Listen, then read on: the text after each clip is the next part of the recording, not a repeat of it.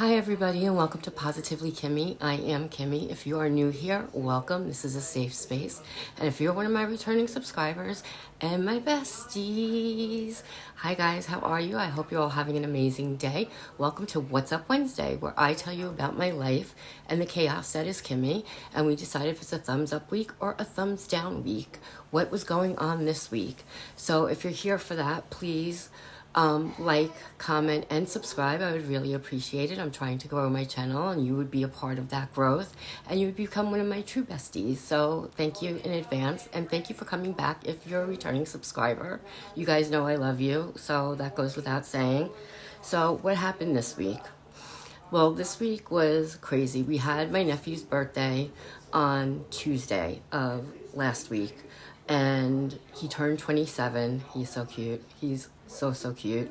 And we had a little party for him at home. He didn't want anything big, so we had a party for him at home. So my kids came over and he was here, and we had just some ice cream cake, and it was awesome.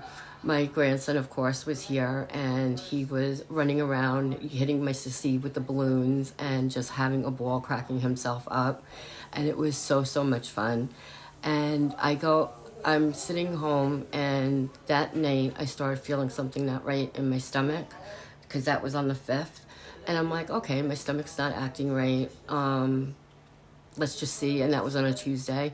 Let's not eat anything, and we're gonna just drink and see if maybe that can help my stomach, because my stomach is really bad. For those of you who don't know, I had a precancerous pancreatic tumor back in 2002, and they had to do a big surgery called Whipple surgery. And it was an 8-hour surgery, and took me almost a year to recover from. And because of all the scar tissue in my stomach, I get pancreatitis a lot. Well, that's not from the scar tissue, but I get small bowel obstructions from the scar tissue, and I get them frequently. And then last year, in April of 23, they did a revision of the Whipple, and which is unheard of, because most people don't survive long enough to get a Whipple surgery, much less surviving after the Whipple surgery. Your life expectancy is about 5 years.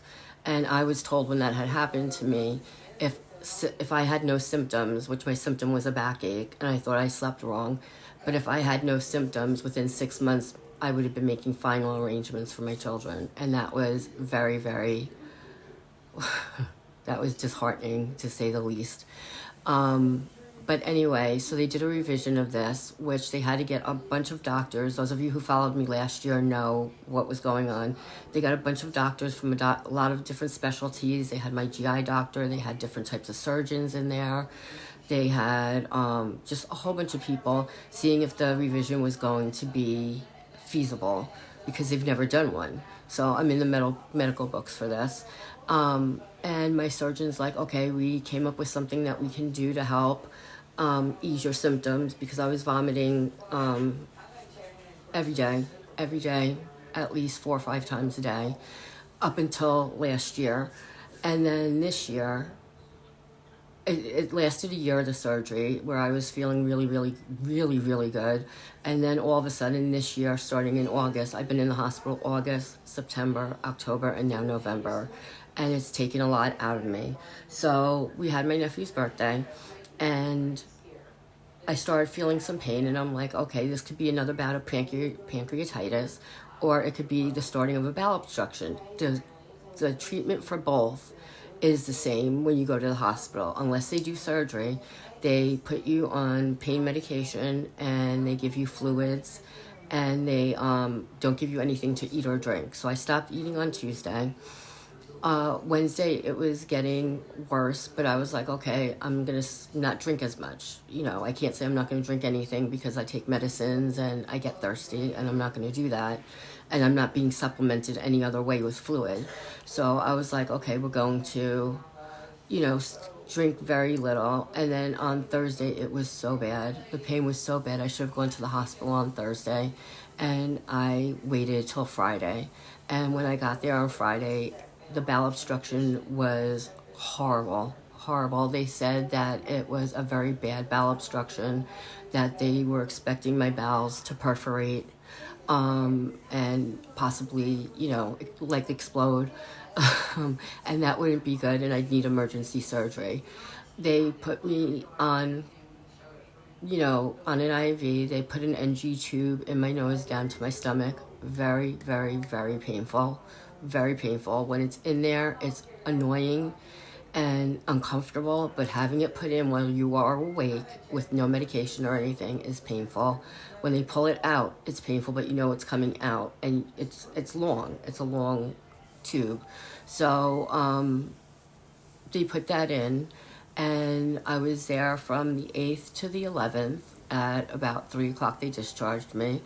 And thankfully, they did a test, and they said, okay, everything's starting to move. The bowel obstruction is resolving itself, so we don't need to go in and do surgery, which they thought they were going to have to do. So that was a blessing. Gloria, thank you so, so much for getting in touch with me. Sandy, you too.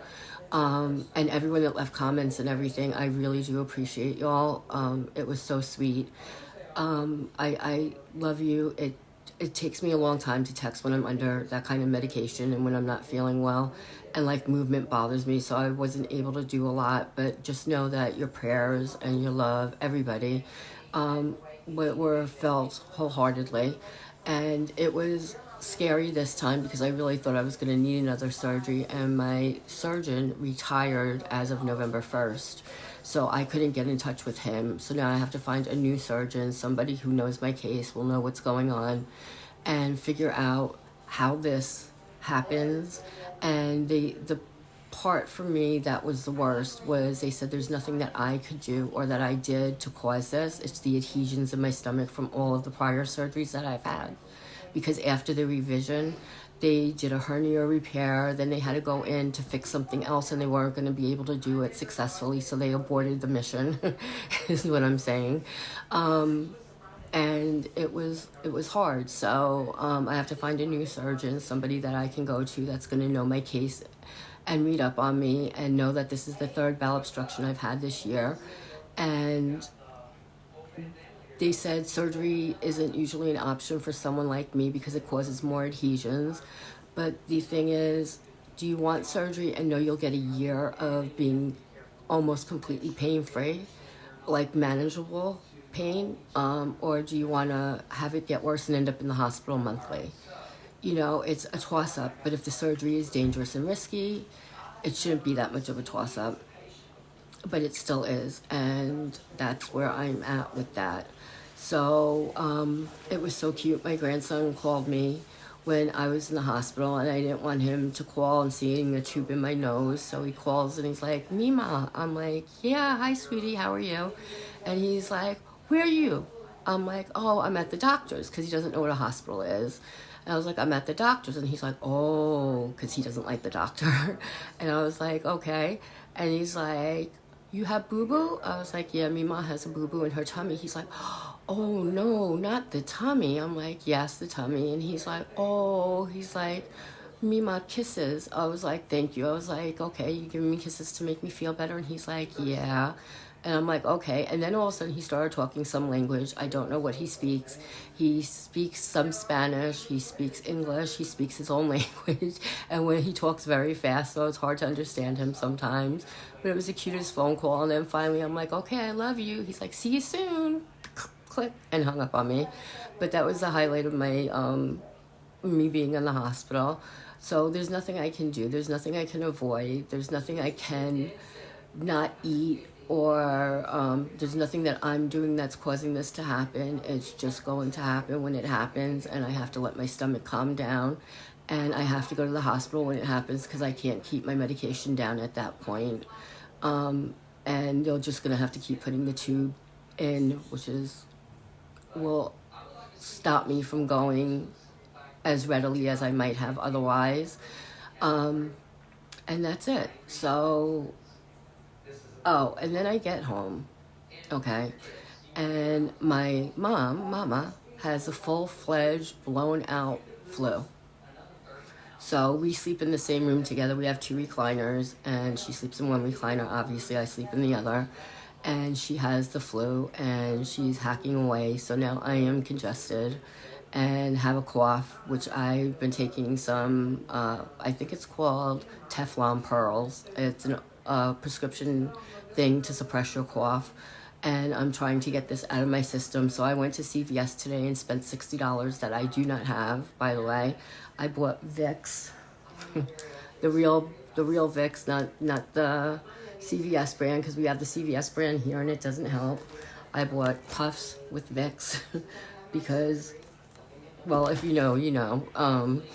And I bought NyQuil, I bought something for cold and flu. Like, I am trying to knock this out of there as quickly as possible.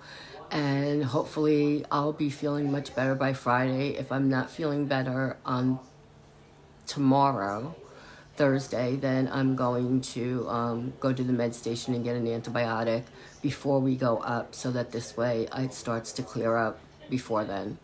So that is it. That is what I've been up to this week. You can see why it's been an up and a down week. And this weekend we're going to Salem, and I can't wait. So I will let you guys know how Salem is. Like I said, I'll try and blog. I don't know that I'll be able to, because I like to be present and in the moment, but I will do the best that I can. And in the meantime, be happy, be healthy. Please be healthy this time of year.